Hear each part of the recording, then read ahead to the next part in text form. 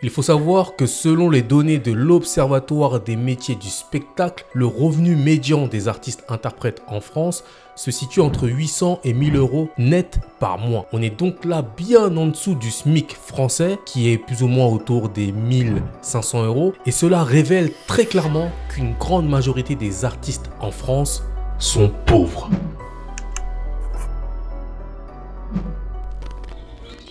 Bienvenue à toi sur la chaîne YouTube Artistiquement Riche. Si tu me découvres à travers cette vidéo, je suis Komi Benga, fondateur de la première école de rap en France, nommée Artistiquement Riche. Et sur cette chaîne YouTube, je te partage des méthodes concrètes pour t'aider dans ton développement artistique. Mais avant de rentrer dans le vif du sujet, comme d'habitude, n'hésite pas à montrer ton soutien à la chaîne en t'abonnant et en mettant dès maintenant un petit pouce bleu sur cette vidéo. Ces petits gestes anodins nous encouragent à t'apporter toujours plus de valeur et à aborder des sujets sur l'industrie musicale comme tu les entendras nulle part ailleurs. Les revenus des artistes qui souhaitent se professionnaliser peuvent être très variables. Beaucoup d'artistes travaillent en freelance, ce qui peut entraîner des fluctuations importantes dans leurs revenus. Certains artistes peuvent connaître des périodes de chômage ou de revenus faibles en fonction des projets mensuels. Les artistes-interprètes peuvent également faire face à des coûts élevés pour leur formation, leur promotion, leur équipement, ce qui peut réduire considérablement leurs revenus nets mensuels. Nous avons la chance en France d'avoir diverses organisations culturelles qui offrent des aides et des subventions pour soutenir les artistes. Mais ces aides ne couvrent pas toujours l'ensemble des besoins financiers des artistes ou des labels et sont même très souvent limitées en fonction du projet musical. Et dans cette vidéo, je vais vous donner une stratégie en 5 étapes claires, nettes et précises qui vous permettront de ne plus jamais connaître la pauvreté en tant qu'artiste ou label indépendant.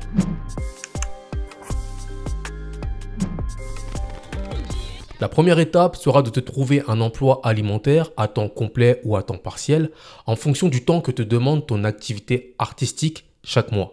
Tu dois comprendre que ton art a besoin d'être financé et que tu dois absolument avoir une source qui sécurise tes entrées d'argent. Tu ne dois pas laisser ton émotionnel prendre le dessus sur ton rationnel. Être dans l'émotion, c'est se dire « un jour quelqu'un va remarquer mon talent et me sortir de ma galère ».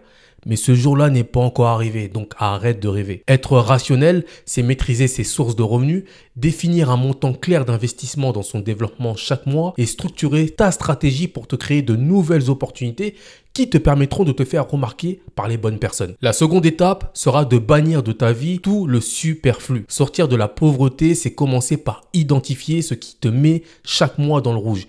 Et très souvent, le problème n'est pas de gagner plus, mais de dépenser mieux. Tu vas donc te faire une liste et noter toutes les choses que tu peux supprimer ou réduire dans ton quotidien. La troisième étape sera de mettre en place des méthodes pour mieux gérer ton argent. Je te conseille 2 méthodes que j'utilise moi-même chaque mois. La première méthode est celle des enveloppes. Tu vas simplement attribuer une enveloppe pour chaque catégorie de dépenses, loyer, alimentation, loisirs, épargne, investissement, etc. et ne dépenser chaque mois que ce qui est prévu dans chaque enveloppe. La deuxième méthode est la règle des 50-30-20. Tu vas allouer 50% de tes revenus aux besoins essentiels, logement, alimentation, etc. Je te conseille, si tu as la chance d'être encore chez tes parents et de ne pas payer de loyer, de mettre ces 50% dans ce que j'appelle les ressources, te permettant ainsi d'investir beaucoup plus dans un projet qui te tient à cœur comme ton projet musical et de voyager beaucoup plus régulièrement pour gagner en ouverture d'esprit. 30% que tu mettras dans les dépenses du plaisir, loisirs, sorties, etc. Et 20% que tu mettras dans tes économies et les remboursements de tes dettes si tu en as. Donc, en suivant cette règle avec seulement 1000 euros par mois, tu as 500 euros dans tes besoins essentiels ou en ressources, 300 euros dans tes plaisirs et 200 euros que tu peux économiser. C'est bien évidemment un exemple qui ne prend pas en compte des cas particuliers, mais cela te permet de comprendre que dépenser mieux est parfaitement possible. La quatrième étape sera d'acquérir de nouvelles compétences et de mieux gérer ton temps. D'abord, acquérir de nouvelles compétences professionnelles te permettra de proposer des services dont les gens ont besoin en plus de ton travail alimentaire.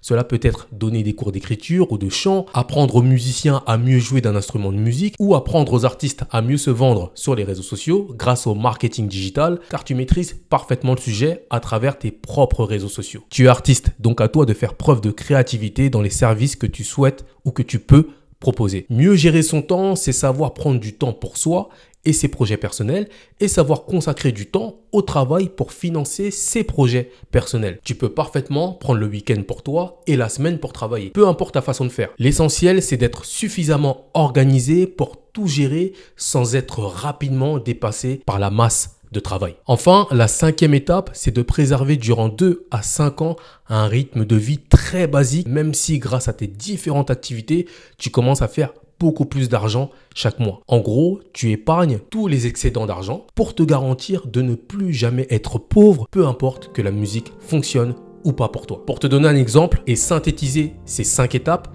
imaginons que tu décides demain de prendre un emploi alimentaire dans lequel tu gagnes 1 200 € par mois. Tu décides pour mieux gérer ton argent de supprimer de ta vie les choses qui pourraient te mettre dans le rouge chaque mois. Tu as en plus de ça la chance de vivre chez tes parents et cela te permet d'avoir plus de ressources dans la mise en place de la méthode de l'enveloppe et d'utiliser la règle des 50-30-20 pour structurer tes dépenses mensuelles. En quelques mois, tu commences à voir les résultats d'une meilleure maîtrise financière et tu décides de développer une activité à côté de ton travail alimentaire pour faire plus d'argent et épargner cet excédent à 100%. Tu investis dans du matériel studio et tu apprends en 6 mois à enregistrer tout seul tes titres et à les mixer. Cela te permet d'être complètement autonome pour produire de la musique et la distribuer. Mais tu souhaites quand même amortir ton investissement et tu décides de proposer aux artistes qui n'ont pas vraiment les moyens financiers de mixer leurs titres et de leur faire un tarif défiant toute concurrence. Tu décides de proposer uniquement du mix car cela te permet de démarcher des artistes de toute la France, mais surtout de maîtriser ton temps pour faire le taf. Cette activité annexe te rapporte rapidement environ 700 € par mois que tu mettras intégralement de côté car tu as toujours ton taf alimentaire et ton rythme de vie est basé uniquement sur ton salaire de 1 200 € car tu as compris que pour sortir de la pauvreté, tu ne dois absolument pas augmenter tes dépenses et tu décides de vivre modestement pendant 3 ans. Au bout de 3 ans, ton travail alimentaire t'a permis d'avoir environ 5 400 € en mettant seulement 150 € de côté pendant 3 ans.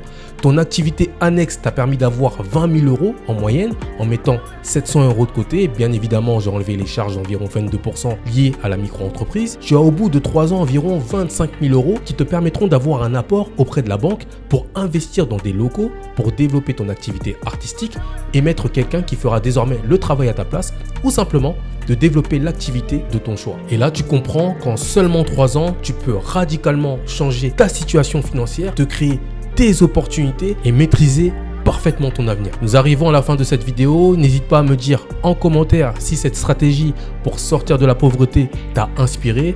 Et surtout, n'oublie jamais, apprendre, c'est comprendre et comprendre, c'est plier le game.